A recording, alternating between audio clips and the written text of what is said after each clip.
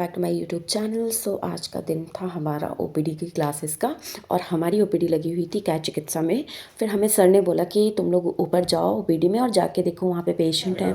तो हम पेशेंट को देखने आए थे यहाँ पे और फिर ये जा रहे थे एक्सरे करवाने। उसके बीच में ही हमने शाहज़ेब भाई को रिकॉर्ड किया क्योंकि शाहज़ेब भाई ऐसे ही बहुत ही चौड़ में आ रहे थे।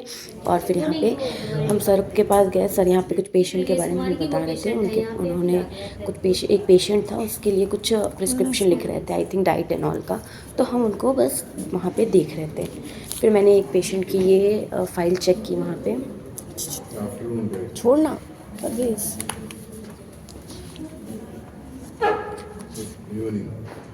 और मैं बस छुप के डर के रिकॉर्ड कर रही थी क्योंकि यहाँ पे सर बैठे हुए थे तो मुझे डर लग रहा था कहीं सर डांट ना दे फ़ोन देख के। फिर उसके बाद सर ने खैर देखा नहीं। और यहाँ पे शाहज़ेब भाई बहुत ही गहरी चिंता में डूबे हुए थे, पता नहीं क्या। और हमारे तौफीक भाई के सो कॉल्ड इशारे यहाँ पे दिमाग में लगाऊं मैं पेशेंट की हिस्ट्री तो मैं इनका देखूंगी। फेफड़े वेफड़े चल रहे हैं इनके। बहुत ही दुखों के साथ मुझे कहना पड़ रहा है कि परवेज़ के फेफड़े वेफड़े कुछ काम नहीं कर रही साथ में। रुक जा ओए। फिर मस्ती मजाक के बाद मैंने यहाँ पे परवेज़ को बोला कि मैं सीरियसली चेक करती हूँ क्योंकि मुझे देखना था कि कैसे सुनाई देता है इस धातु में। तो मैंने परवेज़ को बहुत सीरियसली बैठने को कहा और बोला कि डीप ब्रीथ करना शुरू कर। उसने बहुत डीप ब्रीथिंग की और फिर मुझे वाकई बहुत ही क्लियर वॉइस आई थी। तो इसके ये पता लगता है कि परवेज़ की सांसें और उसके फेफड़े मतलब लंग्स प्रॉपर काम कर रहे हैं। यहाँ पे सेम चीज़ तौफीक भी किया। तौफीक ने भी चेक किया यहाँ पे परवेज़ को और उसने भी कंफर्मेशन दे दी कि परवेज़ स्वस्थ हैं बिल्कुल। उसके बाद हम गए क्लास में जाने के बाद हम यहाँ पे सबका ग्रुप का डिस्कशन ये चल रहा था कि छुट्टी चाहिए। हम जाके सर को बोलेंगे कि हमें छुट्टी चाहिए। पर हम सर के पास गए, हमने छुट्टी नहीं बोला। हमने ये बोला कि हम प्रोजेक्ट जो है वो हम सैटरडे की जगह हम मंडे को सबमिट करेंगे क्योंकि फ्राइडे को शब बारात थी तो हमें सैटरडे को नहीं सबमिट करना था। ये सिर्फ और सिर्फ एक बहाना था प्रोजेक्ट ना सबमिट करने का। उसके बाद हुई हमारी यहाँ पे रसशास्त्र की प्रैक्टिकल की क्लास। यहाँ पे मैम ने हमें प्रैक्टिकल करवाए। हमारा डोला यंत्र।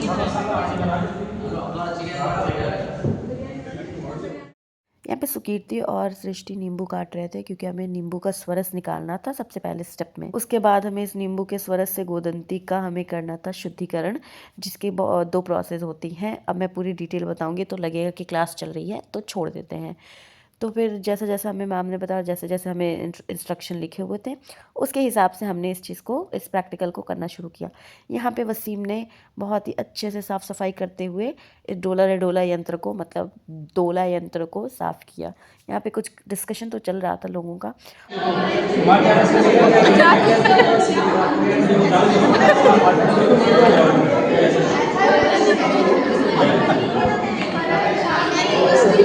ये यहाँ पे हो रहा है प्रैक्टिकल। क्या पता कुछ तो होगा।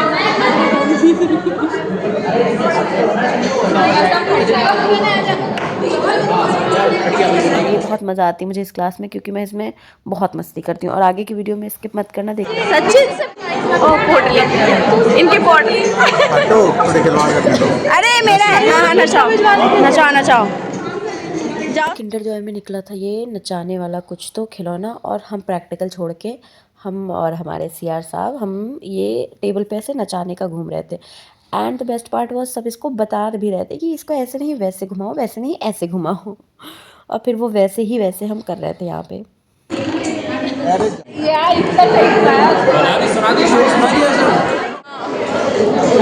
अच्छी थी ना कहानी। अरे बना रही यार, पागल है कौन है फोन में कर ले। अभी किसने बताया है ये वाला प्रोसेस का? अच्छा तेरा यूट्यूब चैनल मुझे भी पता नहीं, इसलिए मैंने तो गोदंती का था। अरे उसमें देखो ना की उसमें लिखो। पहले मैंने ये पूछा था ये कौन सी प्रोसेस है, ये शोधन है, मुझे नहीं पता। यहाँ पे मनीषा रानी हमारी द ग्रेट शेफ बनाने वाली हम सबके लिए बहुत ही लजीज सी सब्ज़ी, मजाक कर रही हूँ, सब्ज़ी नहीं बना रही है। यहाँ पे ये लोग गोदंती का शोधन कर रही हैं, मतलब निर्जलीकरण कर रही हैं। निर्जलीकरण करने का मतलब है कि पहले गोदंती को हमें पाउडर फॉर्म में पीस लेना है, उसके बाद हमें इस कढ़ाई में डाल के उसको पकाते रहना है और तब तक पकाना है जब तक उसका वेट जो है वो फोम जैसा ना हो जाए। और उसके कुछ सिद्धि लक्षण होते हैं, जिसमें एक ये होता है कि उसमें से चट चट की आवाज़ आनी बंद हो जाएगी।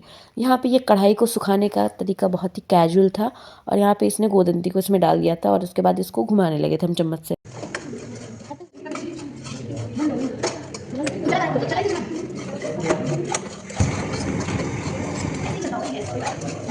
जहाँ पे सब लोग कुछ ना कुछ कर रहे थे, वहाँ पे मुझे कुछ सूझ रही थी खुराफात, तो मैं लाइटर लेके ऐसे चुपके जाके सबको लाइटर लगा रही थी।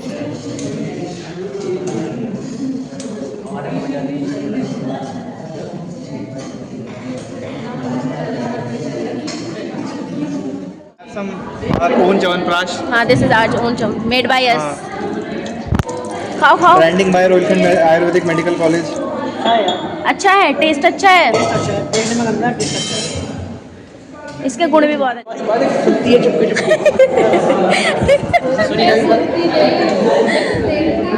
क्या बोलिए बताओ, नजरों के बाद तो मेरे गाने लगी।